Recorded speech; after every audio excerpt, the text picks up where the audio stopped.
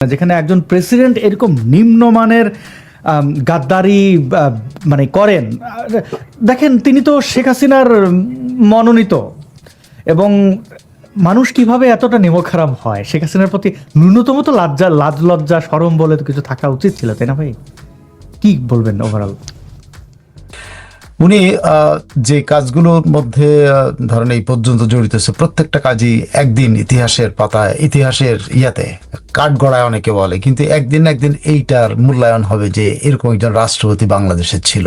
যদি এরকম রাষ্ট্রপতি আরো বাংলাদেশে ছিল, কিন্তু এরকম বেঈমান মানে আরেকজন রাষ্ট্রপতি ছিলেন শাহাবুদ্দিন, উনি বেঈমানি করেন, উনি ওনার মনোভাবটা সরকারের উপর চাপিয়ে দিয়েছেন। এই শেখ হাসিনা সরকারেরই একজন রাষ্ট্রপতি, তিনি শাহাবুদ্দিন আহমেদ। কিন্তু এরকম দেখা যায়নি যে যে একটা সরকার দ্বারা মনোনীত হয়েছে এবং সেই সরকারের সমস্ত রকম পদলেহন, সরকারের মন্ত্রীদের পারলে পদলেহন করছেন যে লোকটা, বা সরকারের যারা ব্যবসায়ী ওদের ওখানে চাকরি করছেন মানে জীবনটা একজন এমপির মেয়ে, যদিও প্রধানমন্ত্রীর মেয়ে, যে কোনো তার কোনো পদবি নেই, তারা যে সালাম আলাইকুম পারলে তো ওইটাও আমি পজিটিভলি বলছিলাম, ধরে নিলাম উনি অত্যন্ত ভদ্রলোক, উনি সালাম দিয়েছেন। সালাম তো যে কার দিতে পারে, খুব ভদ্রলোক মানুষ, কিন্তু সমস্ত আশাবাদ আমার পুরো ভেস্তে গেছে। মানে যদি জায়মা ইসলাম না হয়ে মোহাম্মদ জামিল হতেন, মানে ছেলে হতেন, তাহলে বোধহয় রাষ্ট্রপতি হাত ধরে দুটো চুমু দিতেন আরবের শেখদের মতো। অনেকে তো বানিয়েছে যে উনি সালাম করতেছেন, তো আসলে ঘটনাটা তাই, সালামই তো করতেছেন। যাই হোক, সে যা মন চায় তাই করো, কিন্তু যেটা আজকে আমাদের পার্লামেন্টের মধ্যে রাষ্ট্রপতি যেটা করেছে, এটা একটা রাষ্ট্রপতির উচিত ছিল, যেটা এখন আমি ব্লান্টলি বলতে পারি, he has come from a political ideology, একটা রাজনৈতিক মতাদর্শ থেকে সে নির্বাচিত হয়েছে। সে যদি মিনিমাম তার মধ্যে সততা থাকতো, তাহলে এই পদটা সে পদ থেকে সরে যেত। মিনিমাম, তার যে মিনিমাম নাই এখানে, আপনি অ্যাজ এ হোল সবাইকে না করে ব্যক্তি শাহাবুদ্দিন যে কত নিচু মনে, কত নিচু মানসিকতার, অথবা কত নিচু সাংস্কৃতিক উচ্চতার, এইটা কিন্তু আপনার যে এই লোকটা মানে এক জীবন বোধহয় এরকমই ছিল, কিন্তু খামোখাই সবাই তাকে প্রশংসা করেছে যে তিনি ছাত্রলীগের অমুক সভাপতি ছিলেন, তিনি এই করছেন, তিনি জজ ছিলেন। কিন্তু আমার ধারণা এই জজিয়তির সময় তিনি এই আকামগুলিই করছেন। জজিয়তের সময় উনি যা যা বিচার দিয়েছেন সেটা ওনার প্রভুর দ্বারা নির্দেশিত, সেখানে যখন যে প্রভু ছিল। এখন সবসময় তো শেখ হাসিনা তার প্রভু ছিল না, কখনো এরশাদ প্রভু ছিল, কখনো হয়তো জিয়াউর রহমানও প্রভু থাকতে পারে, হয়তো এরশাদ প্রভু, তাহলে খালেদা জিয়া প্রভু, শেখ হাসিনা প্রভু, খালেদা জিয়া প্রভু, এরকম দুইটা কেয়ারটেকার প্রভু, তিনটা কেয়ারটেকার প্রভু ছিল। সো প্রভুর নির্দেশেই উনি করছেন। উনি আসলে, আপনি যে শব্দটা বলছেন ভৃত্য শব্দটা খুব কি বলে এটাকে, আপনি এটা গ্লোরিফাই করার চেষ্টা করছেন, ভৃত্যদেরকে একটা মর্যাদা দেওয়ার চেষ্টা করছেন, কিন্তু ভৃত্য শব্দটা যেটা মানে দাস, এখন দাস তো জোর করে হয়তো আগে, তাই না? দাস শব্দটাই এসছে, জোর করে আপনি একজনকে দাস বানিয়েছেন। কিন্তু আপনি যখন দাস থেকে এই সব আধুনিক শব্দ ভৃত্য এগুলো আবিষ্কার করছেন, তারা কিন্তু জোর করে হয় না, তারা নিজেরা দাস হয়েছে। এই শাহাবুদ্দিন নিজে দাস হয়েছে বারবার, এবং আমি নিশ্চিত যে যেটা তার কাছে আমি মনে করছিলাম তার একটা বৃহৎ একটা মানসিক শক্তি আছে, যিনি সত্যি একসময় সে কিছু বলবেন। কিন্তু আমার কাছে মনে হচ্ছে তার এক জীবনই উনি এরকম ছিলেন, ওনাকে আর বিশ্বাস করার কিছু নেই। এবং ওনার কাছ থেকে মানে ওনার নিয়ে কথা বলাটাই মনে হচ্ছে যে, আমার কাছে মনে হচ্ছে যে একজন এরকম দাস প্রবৃত্তির মানুষের নিয়ে কথা বলাটাই একদম মানে আমার মনে হয় এটা কি বলে, এরকম খরচ করা উচিত না শব্দগুলি। যত সব মিথ্যা, যত সব অসত্য, মানে অখাদ্য কুখাদ্য কথাবার্তা তিনি খুব গ্রেঘাসে গিললেন, এবং আমি তখন অবাক হয়েছিলাম এইভাবে যে রাষ্ট্র ব্যবস্থা কোথায়। এক জঙ্গির মুখ থেকে কাল্পনিক গল্পকেচ্ছা শুনে তিনি বেশ আপ্লুত হচ্ছেন, যেভাবে পিনাকির ভিডিও দেখে সেই মানে শিক্ষাহীন মানুষজন যেভাবে বলে লোকটা কত জ্ঞানী, এরকম ছিল অবস্থা। এবং শেখ হাসিনাকে কি আপনি ধন্যবাদ দেবেন না? এরকম একজন ব্যক্তিকে আপনি তাকে গোলাম বলতে চাইছেন না, মির্জাফর বলতে চাইবেন কিনা আমি জানি না, খন্দকার মুশতাক বলতে চাইবেন তাও বোধহয় চাইবেন না, আমি জানি না কি বলবেন। তো এইরকম বাছাই বাছাই করা লোক শেখ হাসিনা তার আশেপাশে রেখে এতদিন ক্ষমতায় কিভাবে থাকতেন? বা আমি যদি একটু এই যে ওয়াকারের কথা বারবার বলি, আমি ওবায়দুল কাদেরের কথা বলি, দেখেন তার চতুর্দিকে সবই কিন্তু ভৃত্য ছিল। এখন এইরকম ব্যক্তিদের আপনি নিয়োগ দিলে যার কাজই হচ্ছে যে ক্ষমতাবানের দালালি করা, সে তো শেখ হাসিনা চলে গেছে, এখন তারেক জিয়ার দালালি করবে, এটাই স্বাভাবিক নয় নাকি? মানে যাদের না,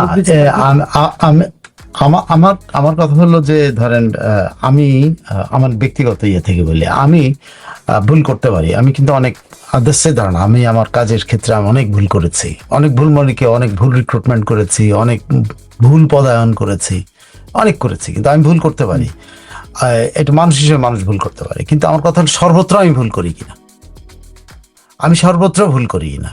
আমি শেখ হাসিনার সমালোচনা করার মতো যোগ্যতা আমার নাই, কিন্তু ওনার এখন পর্যন্ত গত 2 বছরে উনি যাদের উপর নির্ভর করে 15টা বছর উনি দেশ চালিয়েছেন, যাদের উপর নির্ভর করে উনি দেশটাকে এত সামনে নিয়েছেন, বা যাদেরকে হাতে দল ছেড়ে দিয়ে এটা করেছেন, যাদের হাতে রাষ্ট্রপতির পদ ছেড়ে দিয়ে এটা করেছেন, যাদের হাতে বিভিন্ন মন্ত্রণালয় ছেড়ে দিয়ে এগুলো উনি কাজগুলো করেছেন, তো সেখানে ওনার ভুল থাকাটা কিন্তু খুব স্বাভাবিক। কিন্তু কথা হচ্ছে যে ভুলটা কত পার্সেন্ট হতে হয়, কত পার্সেন্ট হতে পারে। চারিদিকে যদি এরকম ভুল থাকে, তাহলে একজন যত সৎ উদ্দেশ্যই থাকুক না, তার পক্ষে কিছু করা সম্ভব না। এবং কিছু করার তারপরে তো শেখ হাসিনা কিছু মানে বাংলাদেশকে মানে একটা ক্লিন পলিটিক্স উনি দিতে পারেন নাই, এটা ঠিক। উনি কিন্তু বাংলাদেশকে উন্নয়ন দিয়েছেন, তো ক্লিন পলিটিক্স উনি দিতে পারেন নাই, এবং বাংলাদেশকে উনি প্রোটেক্ট করতে পারেন নাই। এই যে প্রোটেকশনটা দেওয়ার জন্য আসলে যেখানে যেখানে আসলে আপনার সর্বত্র আপনি কিন্তু নজর রাখতে পারেন না, শেখ হাসিনার পক্ষে সর্বত্র নজর রাখা সম্ভব না, কিন্তু যেগুলোতে নজর রাখা সম্ভব সেগুলো কি উনি রেখেছেন। যেমন রাষ্ট্রপতি পদ, এটা উনি কি করে এমন একজনকে দিলেন যে তার সাথে এই পরিমাণ বেইমানি করতে পারে। 1 2 নম্বর হলো উনি স্পিকার হিসেবে এমন একজনকে দিয়েছিলেন যে স্পিকারটা সময় মতো কিন্তু সারফেস হলো না, সে তার ব্যক্তি জীবন নিয়ে কিন্তু ব্যস্ত রয়ে গেল, আর ডেপুটি স্পিকার কিন্তু জেল খাটতেছে। দেখেন দুটো এখন এই সময়কার মধ্যে পারফর্ম করার মতো দুটো লোক ছিল, এখন পারফর্ম আওয়ামী লীগের পক্ষের ব্যাপার না, মানে তারা যথার্থ সত্যি কথাটা বলার জন্য দুটো ব্যক্তি ছিলেন এখন সবচাইতে কি বলে কি পজিশন ছিল, এবং সেই কি পজিশনগুলো কিন্তু কেউ কেড়ে নিতে পারে নাই বা কেড়ে নেয় নাই। যেমন স্পিকার পদটা কিন্তু কেড়ে নেওয়া হয়নি, স্পিকার কিন্তু ছিল, উনি নিজে থেকে কিন্তু পদ ত্যাগ করছেন, কিন্তু তারপরে বাংলাদেশ কনস্টিটিউশন অনুসারে কিন্তু স্পিকার পদের এই শিরিন শারমিন ছিলেন এই হাফিজউদ্দিন আহমেদের শপথ নেওয়ার আগ পর্যন্ত, কিন্তু তিনি সারফেস হলেন না কেন এই পার্লামেন্টে বলতে হইল একজন সরকারি কর্মকর্তাকে যে আমাদের স্পিকার কিনা একজন স্পিকার ডেপুটি স্পিকার একজন জেলখানায় বা একজন অপরাধের দায়ে অভিযুক্ত, আর একজন পলাতক শব্দটা পর্যন্ত ধরেন। এখন এই যে ধরেন একজন ভৃত্য যেটাকে আপনি বললেন, আমি বলবো দাস, একজন দাস রাষ্ট্রপতি এটা শেখ হাসিনার, একজন পলাতক স্পিকার এটা শেখ হাসিনার। Just think of it. আমি শেখ হাসিনার সমালোচনা করার আমি বললাম, বারবার বলছে আমার কোনো যোগ্যতা নেই, কিন্তু তারপরও আমার তো আমি নিজের কথা আমি ছোটখাটো পজিশন গেছি, আমিও কিন্তু অনেক পদায়নে ভুল করছি, কিন্তু আমি যদি সবগুলো পদায়নে ভুল করি, আমি কি পজিশনে ভুল করে ফেলি, তাহলে তো আমার পক্ষে চালানো সম্ভব না। কিন্তু আমি শেখ হাসিনা কি করে এরকম জায়গাগুলো, আপনি পার্টির জেনারেল সেক্রেটারি একটা পদে এমন একজনকে 3-3বার উনি আনলেন, বা ওনার মদদে বা ওনার সমর্থনে আসলো, যে লোকটা কোনো অ্যাক্ট করলো না। খেয়াল করে দেখেন তার কি পজিশনগুলোর কি অবস্থা। এখন আমি জানি না, নিশ্চয়ই শেখ হাসিনা এই জিনিসগুলো খেয়াল করছেন, এবং উনি নিশ্চয়ই তার ভবিষ্যৎ কর্মপন্থা এগুলোর উপর ভিত্তি করবে। তবে হ্যাঁ, মানুষের উপরে বিশ্বাস হারিয়ে যায় আসাদ। যেমন মানে আমি আমার চাকরি জীবনের শেষ দিকে এসে, মানে ধরেন আমি বারবার অসুস্থ হয়ে যায়, তখন কিন্তু এই যে আমার বিশ্বস্তদের কাজ দেখে আমিও কিন্তু নিজের প্রতি নিজে আস্থা হারিয়ে ফেলছিলাম। আমি যেন অসুস্থ, যখন I am not in the Sen. এখানে কিন্তু শেখ হাসিনার সাথে আমার তুলনা পারেন, কিন্তু যখন উনি সিনে নাই, তখন উনি যাদের উপর নির্ভর করছিল তাদের অ্যাক্টিভিটিসটা খেলতে হবে। উনি যে সিনে থাকতেন, এদের অ্যাক্টিভিটিসের দরকার ছিল না।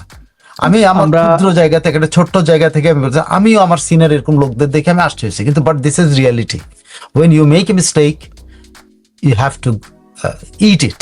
আমি যেমন আমারও খাইতেছে। আপনি শেখ হাসিনার সমালোচনা করার যোগ্যতা আপনার হয়নি আপনি বলছেন, আমার মনে হয় এটা দুঃখের চোটে। মানে রাষ্ট্রপতির এই অবস্থা দেখার পরে আমরা তো বাংলাদেশ নিয়েই কথা বলি, বাংলাদেশের মানুষকে নিঃসন্দেহে ভালোবাসি, কিন্তু এই রাষ্ট্রপতির এইরকম একটা খুবই নিম্নমানের দালালির পর বাংলাদেশের মানুষের উপরে আস্থা উঠে যায় আর কি, যে কাদের জন্য কথা বলি, এই তো সেই গোলামের জাতি। চুপ্পু সাহেব মানে এরকম একটা পর্যায়ে একটা বাংলাদেশের প্রেসিডেন্ট হওয়া একদিনের জন্য হলেও এটা কিন্তু খুবই সম্মানের, এবং সেই সম্মান নিয়ে মৃত্যু হওয়াটা, জেলে যাওয়ার মধ্যেও কিন্তু গর্ব আছে। কিন্তু এত বড় অপদার্থ মানুষ দেখে তোমার খারাপ লাগে। এই মিলিটারিরা আমার বঙ্গবন্ধুকে হত্যা করেছেন, এটা সার্জির আলমের মতো আমার বঙ্গবন্ধু বলতেছি না, আমি এটা ফিল করে বঙ্গবন্ধুকে ওন করে বলছি। আমার দেশের স্থপতিকে হত্যা করেছে নির্মমভাবে এবং নৃশংসভাবে, তার পুরো পরিবারকে হত্যা করেছে। বাদ যায়নি শেখ রাসেল, এমনকি মায়ের পেটে থাকা সন্তান বাদ যায় নাই। সেই মিলিটারিকে আমি তাও কিছুটা হইলেও, যেহেতু আমার দেশের মানুষের টাকায় বেতন হয় তাদের, তারা যদিও যায় মিশন ফিশনে যায়, যাই হোক তারা তো আমার দেশেরই মানুষ। আমার তো একটু আমার দেশের মানুষ হিসাবে একটু হইলেও অন করতে চাই। কিন্তু যখন এই একের পর এক সেই মিলিটারি থেকে ওয়াকার আসে, এবং সেই ওয়াকারদের যখন নিজেই শেখ হাসিনা নিয়োগ দেন, চুপ্পুকে যখন শেখ হাসিনা নিজেই নিয়োগ দেন, এবং সাংবাদিক থেকে শুরু করে পুলিশ থেকে শুরু করে, আমি বলবো না যে ভাতের হোটেলের হারুন, এই প্রত্যেকটা জায়গায়, তখন যখন তাদের কর্মীরা এসে আমাদেরকে বলে এই তুই তো লালবদর, তুই তো জামাত, এই কথাগুলো যখন বলে, তখন তো আপনার কাছ থেকে জানতেই চাই শেখ ফরিদ ভাই, আপনি তো আওয়ামী লীগের তৃণমূলের সাথে অনেক যোগাযোগ রাখেন, তাদের অনেক বাঘা বাঘা নেতাদের সাথে টকশো করেছেন, আত্মউপলব্ধি কি হবে না আওয়ামী লীগের? দুই এক কথা যদি বলতেন। আমি নেতাদের প্রতি আমার বিশ্বাস নাই। আমার যতটুকু অভিজ্ঞতা হয়েছে, 2-4-5 জন হয়তো তারা সঠিক, মানে তারা ডিরেল হয়নি, শতকরা 5 জন। আমার নেতাদের প্রতি ভরসা নেই। কিন্তু তৃণমূলের যারা কর্মী, তৃণমূল আবারও বলতেছে, যারা নেতা তাদের কথা বলি না, যারা পদ বাগিয়ে নিয়েছে। কারণ আপনি জানেন যে আমার সাথে তৃণমূল কর্মীর সাথে নিয়মিত কথা হয়। এই যে অসুস্থ থাকার পরেও অনেকেই বলছে, ফরিদ ভাই আপনি যত অসুস্থ থাকেন অন্তত এই যে কথা বলবেন, নাহলে আজকেও কিন্তু আমি আপনার সাথে অনুষ্ঠান ক্যান্সেল করতাম, মেসেজ করতাম, বলছে আজকে একটু কথা বলেন। আমি তৃণমূলের কর্মীদের জন্য কথা বলতে চাই। আমি অসুস্থ, আপনি জানেন, কালকে ইসমাইল ভাইয়ের সাথে কথা বলি নাই, কারণ আমি তখন ঘুমিয়ে গিয়েছিলাম। মানে এতই ঘুমিয়ে গেছিলাম যে ওষুধ খাওয়ার পরে উঠার মতো সাধ্য ছিল না। কিন্তু আজকে ইচ্ছা করে এখনো কোনো ওষুধ খাইনি, কারণ আমি জানি থাকতে পারবো না, ঘুমাইতে হবে।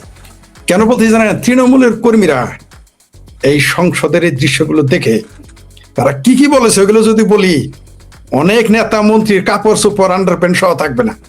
টেকনিক্যাল কারণ এগুলো বলতে পারতেছি না, লাইফে বুঝে নেন, সমাজদার কেলে ইশারা বিকাপি।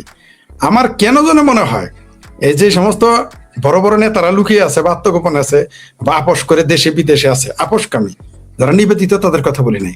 এরা দেশে আসলে বিএনপি জামাত তো এদের খুঁজে পায় নাই, ইউনুসে খুঁজে পায় নাই। এই কর্মীরা এদের কারো গাল কর্মীর জুতার হাত থেকে রক্ষা পাবে বলে আমার বিশ্বাস হয় না। কারণ তৃণমূল কর্মীরা খুবই বিরক্ত, ক্ষুব্ধ, রাগান্বিত, ব্যথিত, মানে কি কোন ভাষায় বলবো, তাদের যে রক্তক্ষরণ হচ্ছে, কিন্তু নেতাদের কিন্তু রক্তক্ষরণ। তারা এই যে আজকে সংসদে যখন আমার কারেন্টে অনেক সমস্যা, আমি সন্ধ্যা থেকেই 4-5 বার কারেন্ট চলে গেছে আজকে, এবং এই জন্য আপনার সাথে আমি টাইম জয়েন করতে পারিনি।